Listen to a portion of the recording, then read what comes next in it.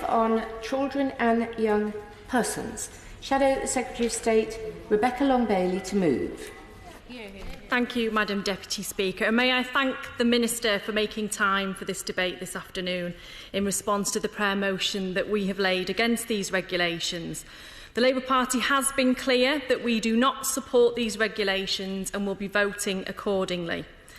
These regulations make significant changes to the statutory protections for children in the care system, some of the most vulnerable and at-risk children in the country. Coming into force on the 24th of April and due to expire on the 25th of September, the regulations relax to a significant degree the safeguarding responsibilities of local authorities in relation to children going into and in the care system. The changes are wide-ranging, and I won't go into all of them today, but I will outline some of the provisions contained in the regulations which have caused the most concern. Firstly, social workers had been required to visit privately fostered children or those in care within 1 week when they've gone into care, and every 6 weeks for the year after that. This requirement has been changed to as soon as reasonably practical, even for a phone or video call. The requirements to review plans for children in care to set timescales have also been relaxed, denying children the opportunity to raise concerns and the problems they are having.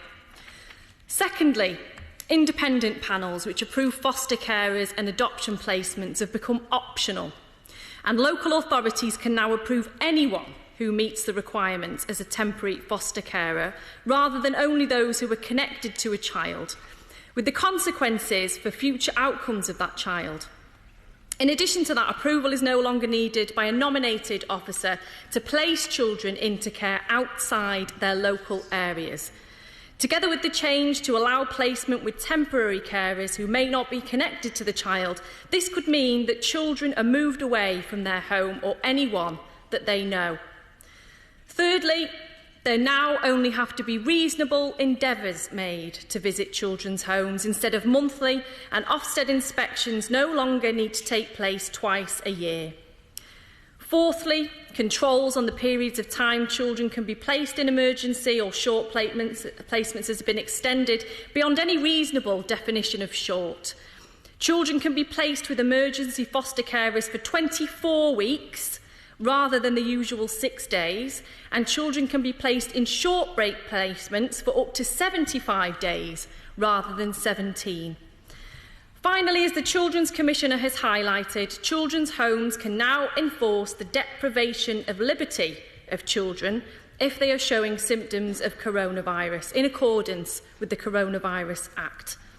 Now, I'm sure the whole House can agree these are not small changes, and it's very easy to see how a whole generation of looked-after children could be adversely impacted upon within the 6 months these relaxed duties are in place, if the government does indeed reverse them later this year.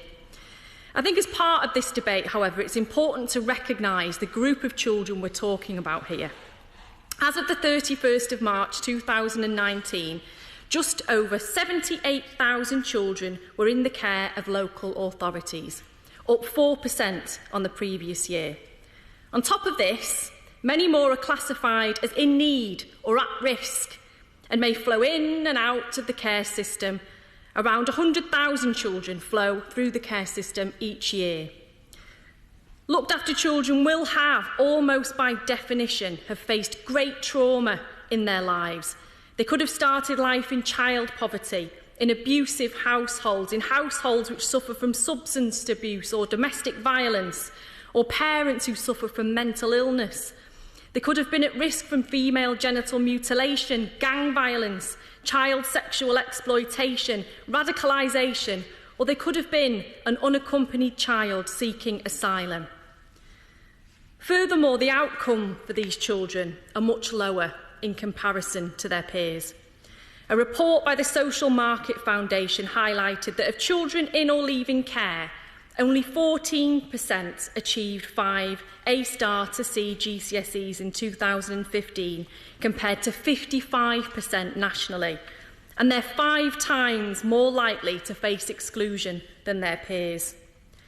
In 2015 to 16, it was estimated that approximately 39% of the children in secure training centres had been in care, despite children in care accounting for around 1% of all children.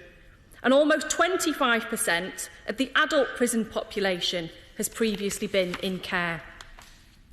Similarly, looked after children are 4 times more likely to have a mental health condition, and 40% of care leavers between 19 and 21 are not in employment or education. Now, I speak to the House on these issues because any disruption to the care of these children could have a significant impact on the rest of their lives. It's clear, therefore, that these children are incredibly vulnerable, and in the context of this pandemic, they need more support, not less. Our opposition to these regulations is echoed by the Children's Commissioner, a chorus of children's charities, MPs from across the House, and Article 39 has applied to the High Court for a judicial review of the changes. A specific campaign group, Scrap SI 445, has even been established. Such is the strength of feeling against these regulations. And the following are just a few examples of the opposition that has been voiced. The Children's Commissioner, Anne Longfield, has said, "I think the regulations should be revoked now. I don't think they are necessary or justified. There is a potential for children in care not to be given the protection they need and for them to be put at greater risk. For some, that means they are at a greater risk of grooming or exploitation, especially older children in semi-independent accommodation." She went on to say, "The focus was not in the best interests of children, it was on the system and the providers of it. All of this should be based on the best interests of children, especially those that the state has such a high level of responsibility over." The National Youth Advocacy Service has said, "Reduced contact by professionals increases safeguarding risks, with the Department for Education reporting that only 1 in 20 students identified as vulnerable continued to attend school during the lockdown. Many children and young people at risk of harm have been living without the safety net that school would usually provide, as well as having less contact with social workers and other safeguarding professionals." Then the British Association for Social Workers. They said that looked after children and young people are among the most vulnerable in society. Hard-won rights in law are not simply bureaucratic processes, but exist to protect children and young people and promote their well-being. Some of the changes in the regulations seem suspiciously close to the freedoms that were in the Children and Social Work Bill 2016-17, clauses that were subsequently thrown out by a coalition of parliamentarians after a vigorous campaign by civil society groups and service users. And finally, Become, the charity for children in care and care leavers, listed their objections thus: "There was no justification or evidence for removing these particular safeguards. The emergency amendments were introduced just 1 day before they came into force without appropriate consultation or parliamentary scrutiny. The emergency amendments lack clear guidance or parameters about how and when they should be used. Current guidance does not provide sufficient detail on how the use and impact of new powers will be centrally collated and monitored by government or Ofsted." So to conclude, Madam Deputy Speaker, it is clear that across the board there is a consensus that these regulations are not necessary.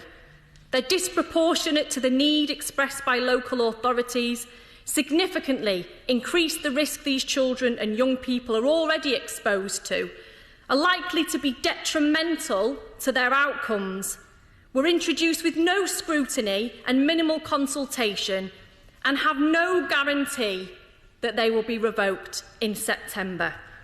As such, the Labour Party opposes these regulations and urges the government to revoke them with immediate effect.